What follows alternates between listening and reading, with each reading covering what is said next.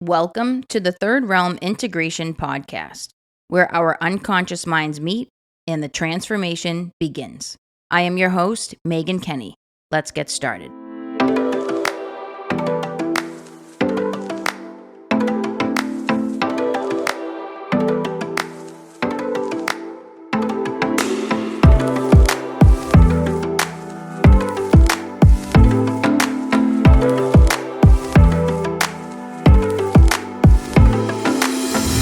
What is up, everybody? Welcome to another episode of the Third Realm Integration Podcast. All right, we're here with it. We're going to unpack these 4 survival archetypes that I just briefly introed last episode. The victim, the prostitute, the saboteur, and the child.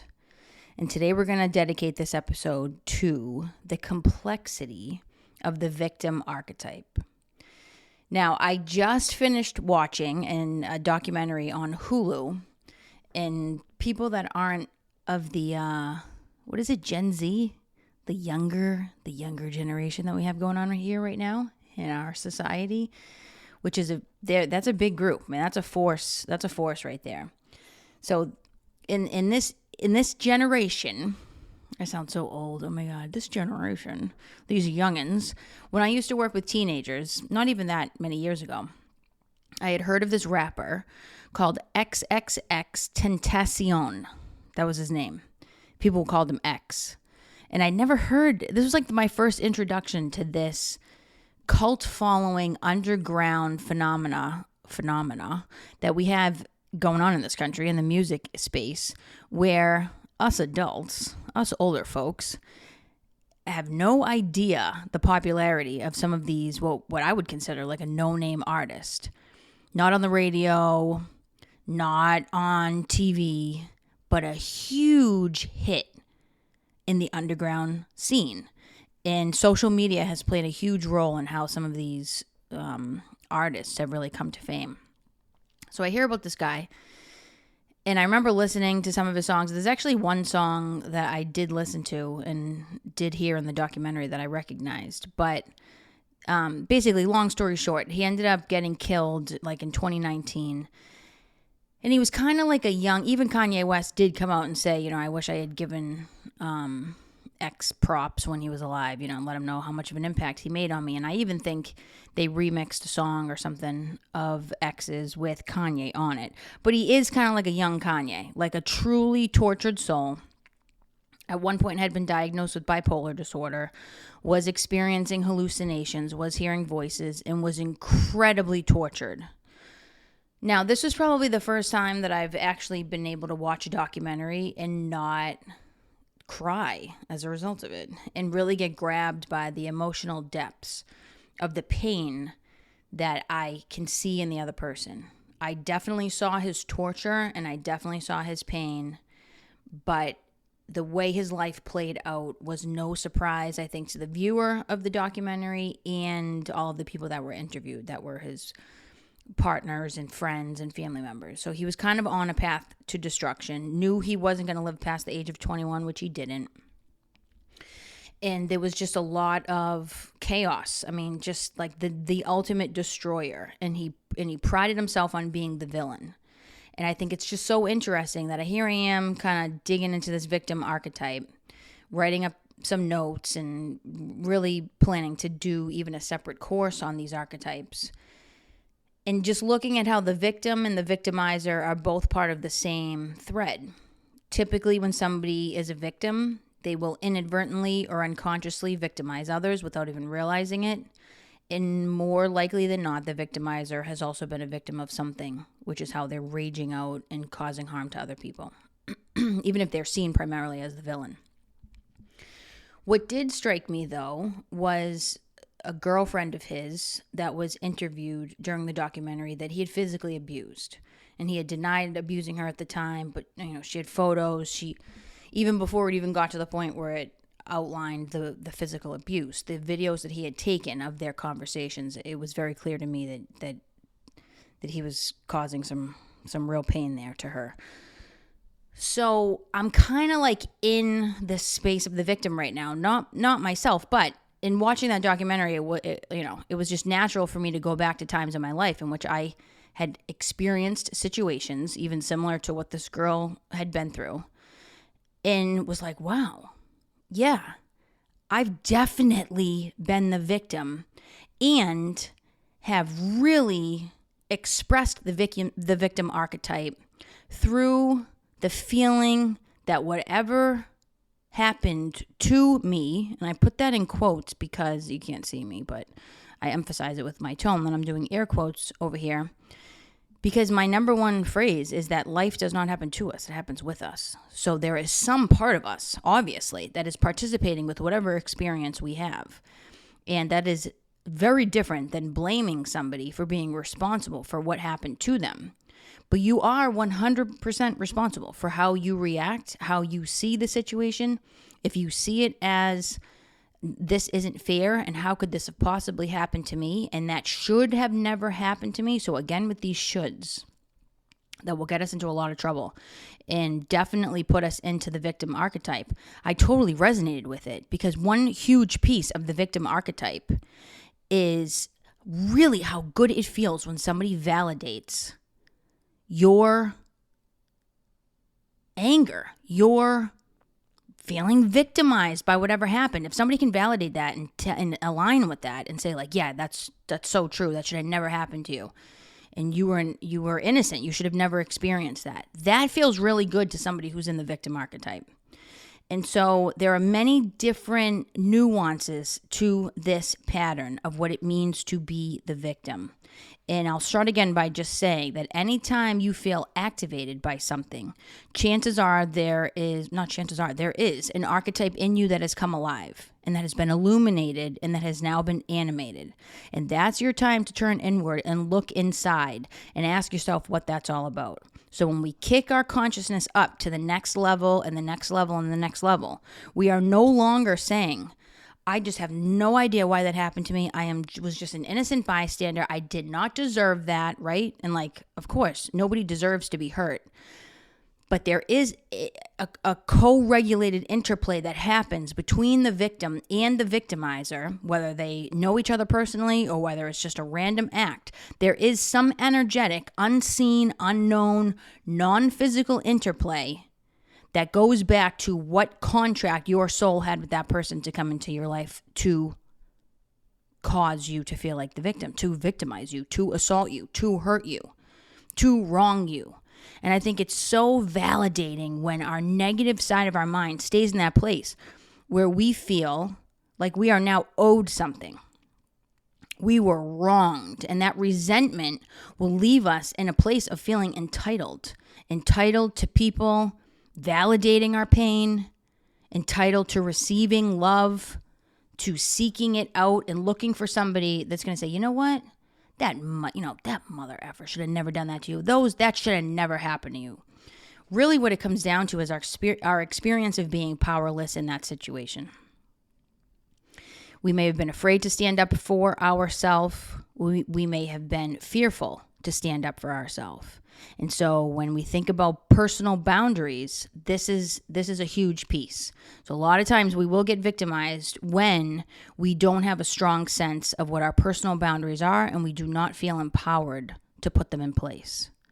Now, I can probably think of a few situations in which I would have maybe typically felt victimized by something that really had nothing to do with my personal boundaries in that moment of the situation. But when you put the whole portrait together, you can kind of see what kind of maybe attention I was drawing in at that time. And to not take it as an isolated event, but to kind of put it into context, now it starts to make sense as to maybe why certain things happened in my life the way they did. Now, there have been plenty of times where things have happened where I have been the total victim and have been really rooted in that archetype, and I receive something from it. I get something from that suffering.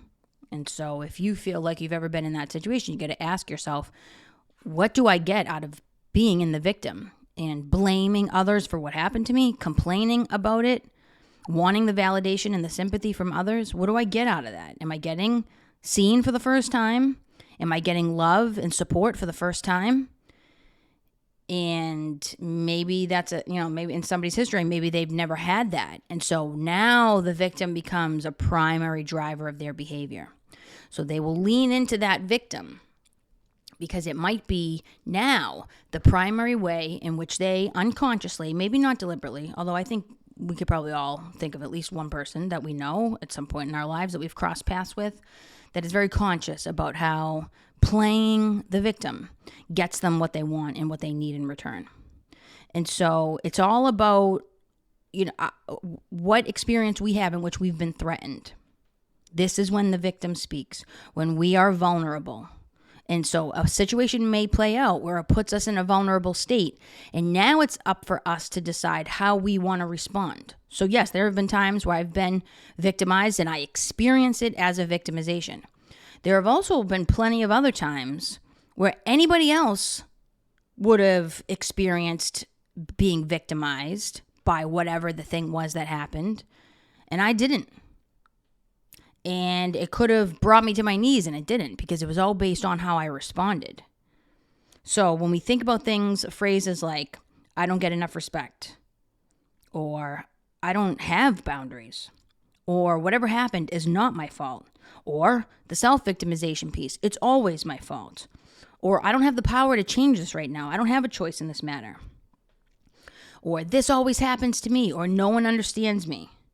I love, too, the famous one, when maybe a client comes in for the first time and they say like, oh, what are you going to do to help me? Like I've tried everything, nothing works. It's like, okay, you're definitely talking to somebody who's in a victim archetype at that point.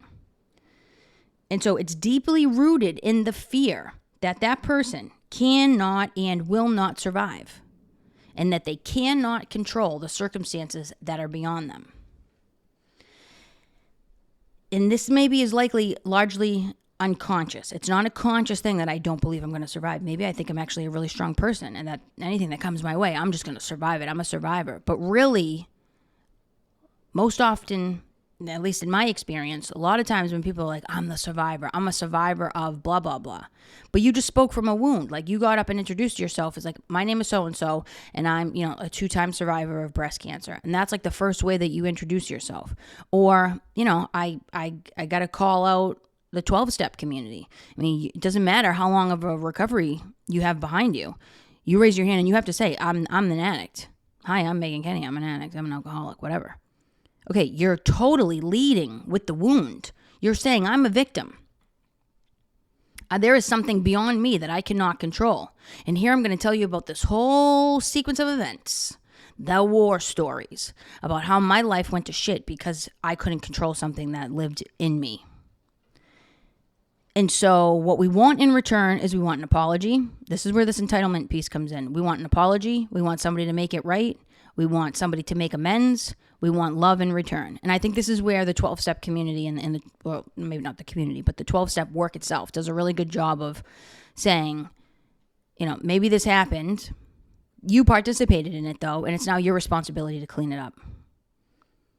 So when we feel powerless over the victimizer, could be the drug, could be a person, could be a situation. What we're now looking for is for somebody to make that right. Righteousness, justice. We want whole. We want to feel whole. We want balance. It's that Libra archetype of the scales. Lady Justice. I want balance and I want it given to me. And then we will draw in or seek out the enabler. Who's the person that will tell you that you are totally justified in being in your suffering and that what happened to you wasn't supposed to happen?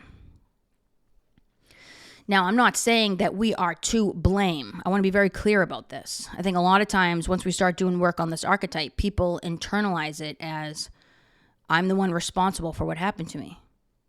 In a direct, conscious, literal, physical, matter-based way, no, you're not. But your soul did sign a contract with that person to show up in your life to teach you now how to be the victim. And I always use this example. Maybe you were the guru and the healer in the previous lifetime. And now in this lifetime, in order to establish balance, karma says, now you got to learn this side of the coin. You got to learn what it means to be a victim. And so when we take it from a higher spiritual perspective, that's the essence of what these archetypes mean. Why are they showing up in my life? Why is this happening to me? No matter what I do, I can't fix it. I can't get ahead. I can't.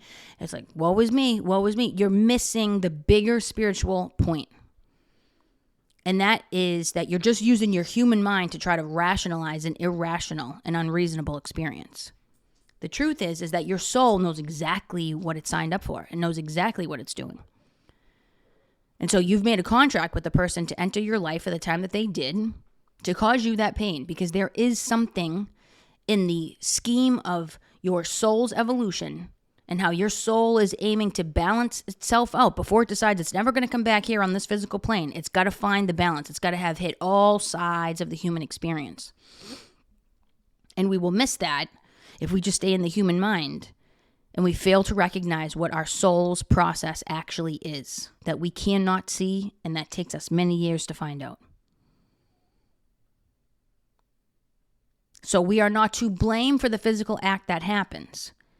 And we are not responsible for that other person's decision to come in and hurt us. The only thing that we are physically responsible for in the human experience is 1, how we respond, and 2, how to make use of this information. How you are actually going to take this information and make it an ally. What is the message in the experience that you had that made you feel this pain? So it's how you respond, it's how you react first, and then you learn how to figure out it's not about emotionally reacting, it's actually about neutrally responding with stillness. That's number 1. And then number 2 is the question is, now what are you going to do with it? Because you may have not been physically responsible for what happened to you, but you are responsible for now what you do with it and how you want to see the situation. And when we get stuck in that human garbage of the mind, of this wasn't supposed to happen to me, I was not supposed to have a parent like that who did that, and I was not supposed to have siblings like this who did all this. Yeah, you were, though. You were. It doesn't feel good to admit that or to come to that realization until you anchor yourself in this understanding that your soul is way smarter than your human mind. It actually knows exactly what it's doing. And you are going to benefit from the experience if you let go of the shoulds and what you feel like you were owed. You know, I think we all come into this lifetime and assume that we're owed, parents that are a certain way, friends that are a certain way, family that is a certain way. And that's just not true. And the more we stay stuck in that place of this should have never happened because I was supposed to have a different life, you're going to be stuck in the victim for as long as you live. So it's up to you to now take responsibility about shifting focus and seeing the bigger picture. And the victim is a tough one. The victim is a really tough one. I'm not even going to lie to you right now. We are in the victim more times than we even know. I mean, I am doing a podcast on the victim, and I can guarantee you that even in my adult life right now, there are times where I slip into the victim and I don't even know it. It's that powerful. Because we're going to use the human mind to try to rationalize why it is the situation played out the way that it did. And that just doesn't suffice. It doesn't suffice for the deeper understanding of what's actually going on beneath the surface and what the higher spiritual order is to your life's course. And a lot of times we'll compare ourselves to people in this situation.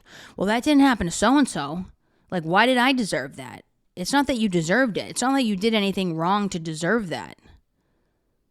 There was an unconscious interplay, though, even in the physical form between you and the victimizer. And it largely is probably because you are afraid to hold your own boundaries.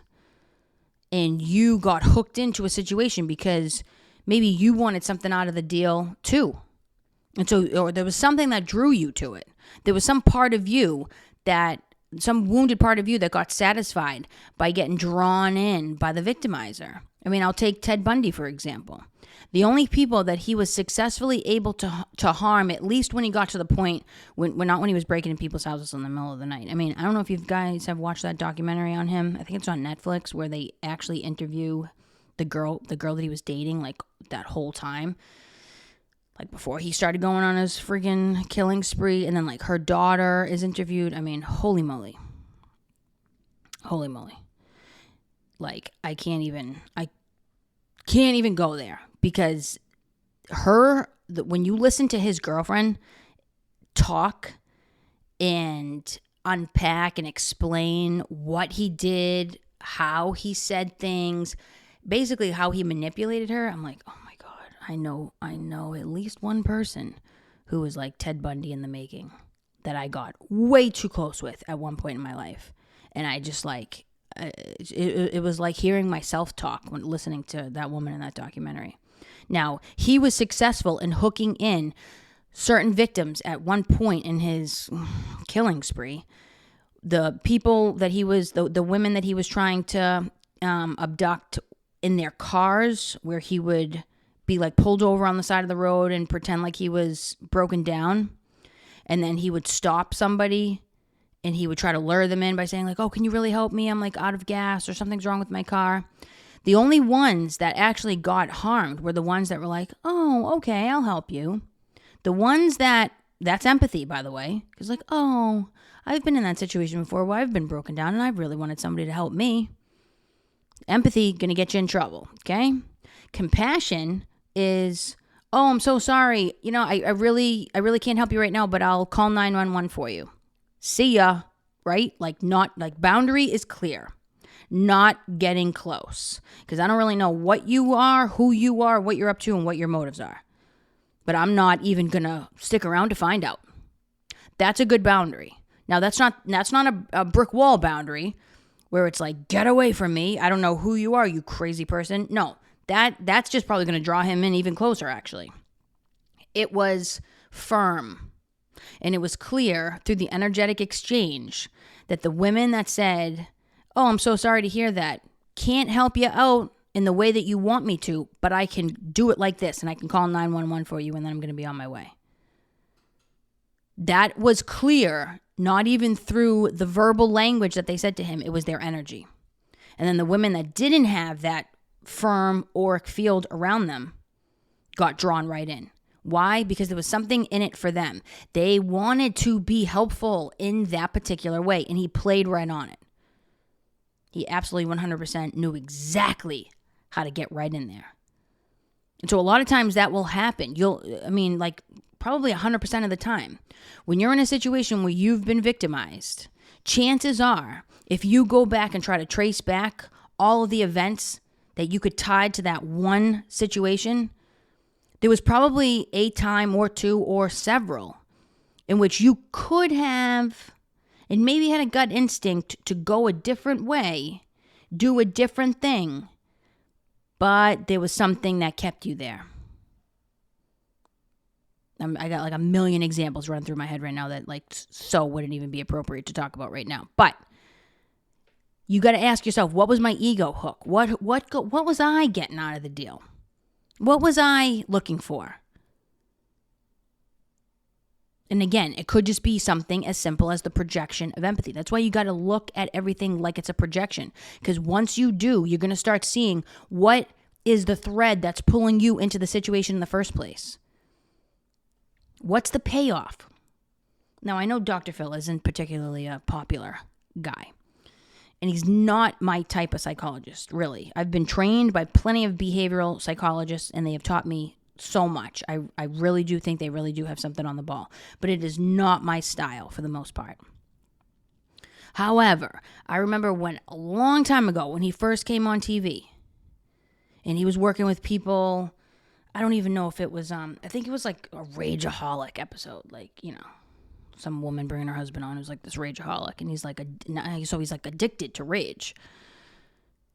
And, you know, the guy's like sitting up there and he's like, I don't want to be like this. And he's like, time out. No, there's a payoff in here. There's a payoff. Otherwise you wouldn't keep doing it. What's the payoff? I mean, we know what the consequences are, and you feel bad about that. And you see how it's negatively impacting your life for you to rage out on the people around you, the innocent people around you. But there is something that you're getting out of the deal. Otherwise, you wouldn't keep doing it. A lot of times with rageaholics, it's just a discharge of that energy. They're finally like calm after they rage out and explode all that energy out. And so now they're at peace. Now they've just destroyed everybody else around them, but they're at peace. So that's going to unconsciously start creating a pattern. There's a neural pathway there that starts to light up, that before you even know it, there's some deeper part of you that knows, if I rage out, I will end up being calm, which is the number one thing that I don't feel right now that I do want to feel. It's like when I was a teaching assistant for a substance abuse class. And the professor that was teaching the substance abuse was a forensic psychologist, but had very little experience with addiction.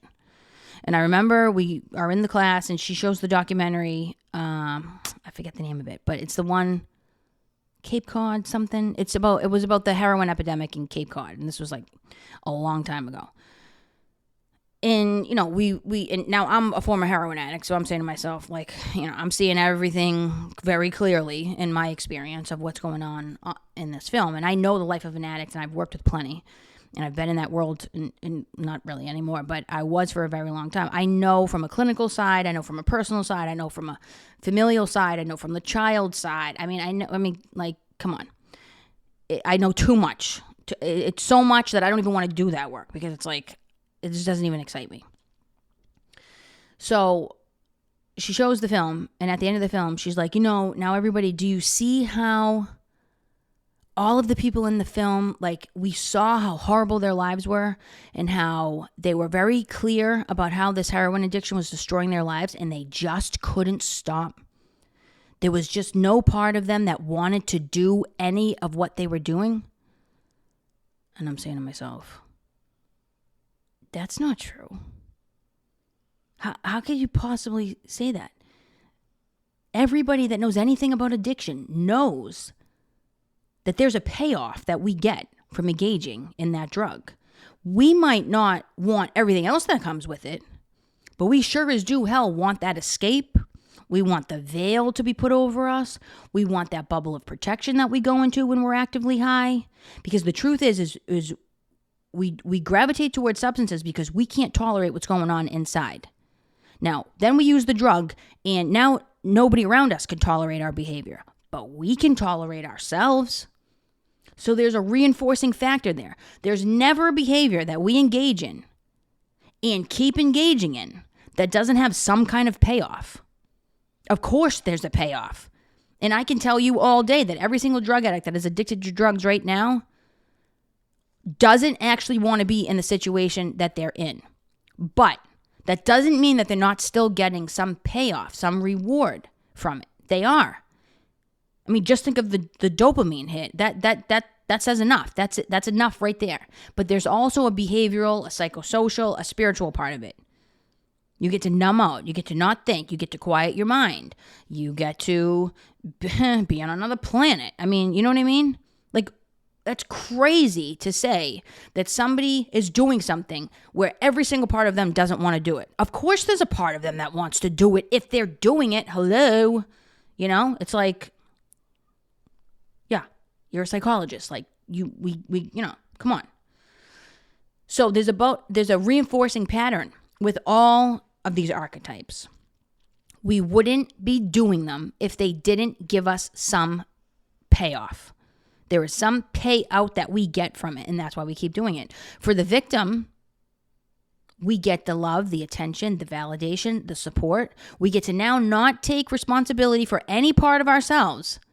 And now we get to project it out and blame it on the external world, the person, the place, the thing.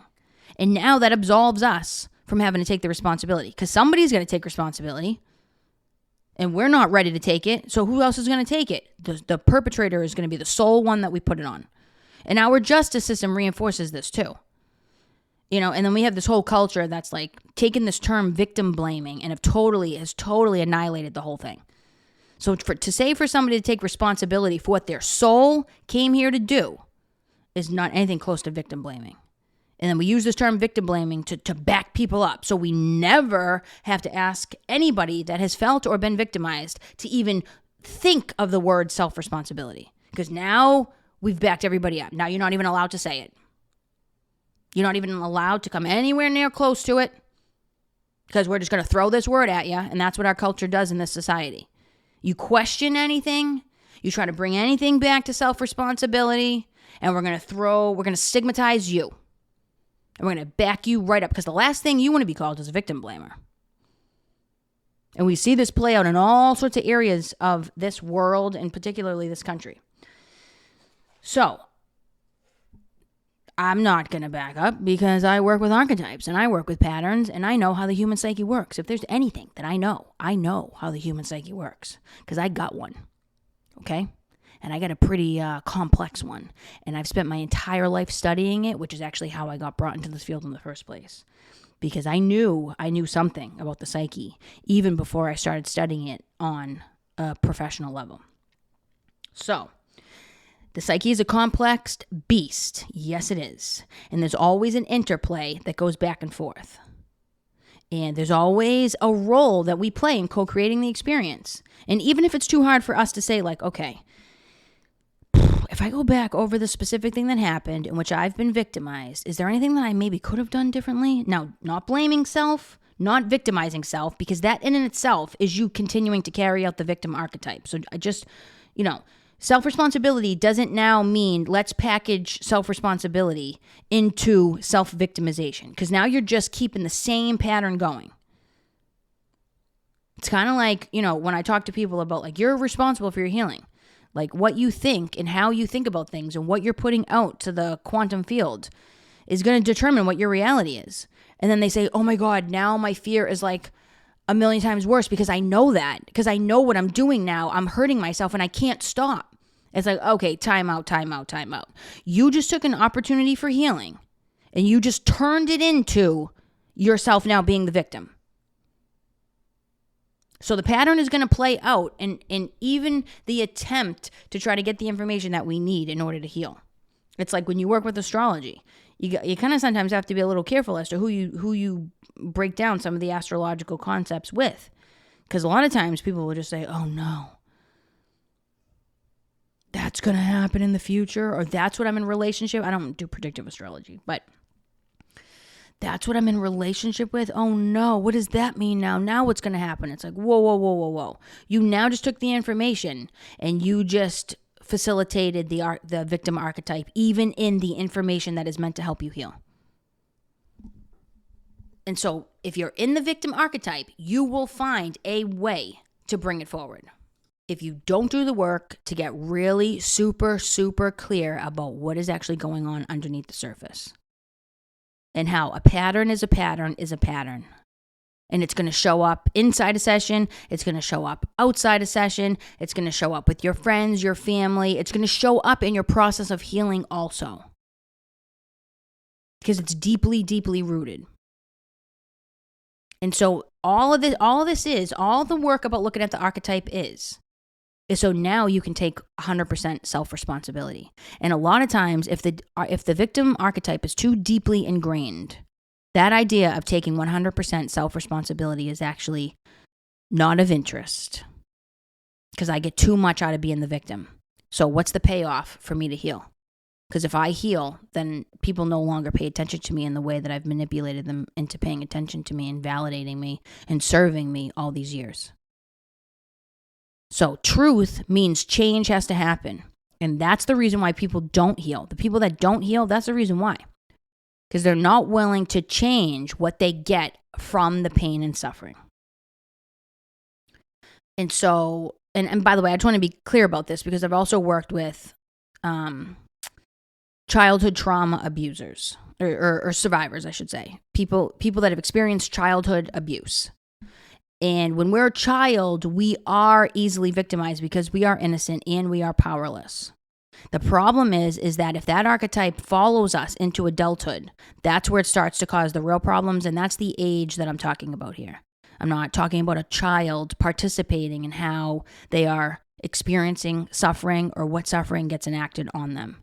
Their psyche's not even developed enough to even co-create that. And a lot of times, the victim archetype that lives in our adulthood does come from the wounded child. So I'm talking about adults here, not children. I just want to make that clear. And so the ultimate answer as to how and why we want to get clear and as conscious as possible about our inner victim is because it is the only way that we can shift into being the victor. That's when we become triumphant over the victimization. Is when we change the message, our perception of the message in the suffering itself, and then we use it for our highest good. So inherent in the victim is the perpetrator, and it is also the victor.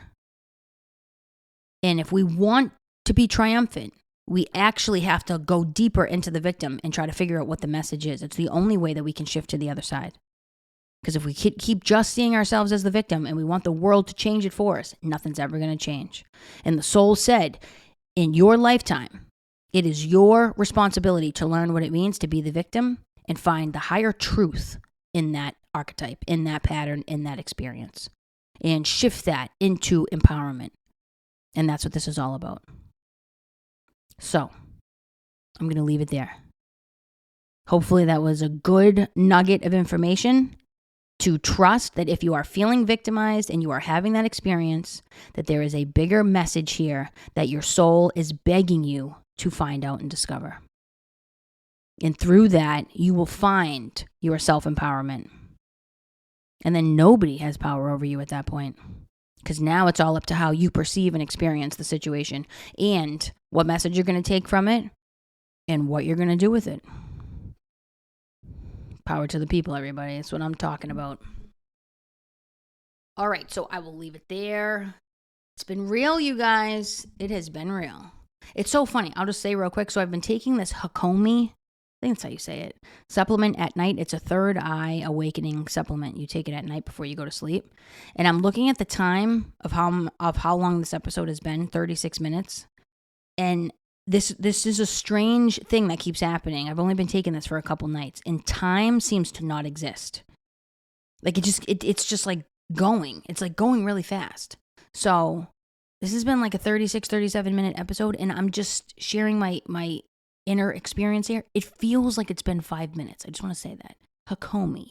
Yeah, I'm not even sure actually how I feel about it. Well, we'll see how this plays out. But all right, you guys, I'm going to leave it there. It has been real, really real today. Really real.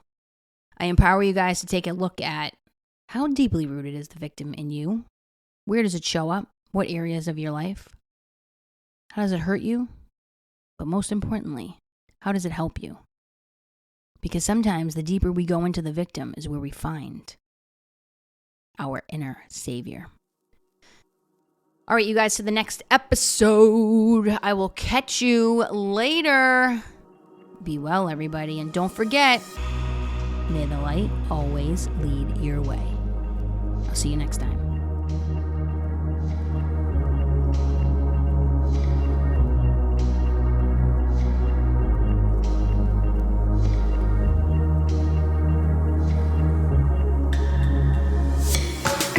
The Third Realm Integration Podcast and related content is intended to provide information and/or entertainment only and is not a substitute for mental health or medical advice, diagnosis, or treatment. Do not delay mental health or medical consultation or substitute a mental health or medical professional's opinion because of what you heard on this show. Seek the advice of your physician or another qualified health provider with any questions you may have regarding a mental health or medical condition. The host of this podcast does not provide emergency support for mental health or medical issues. For questions or concerns, visit your local emergency room or contact your doctor.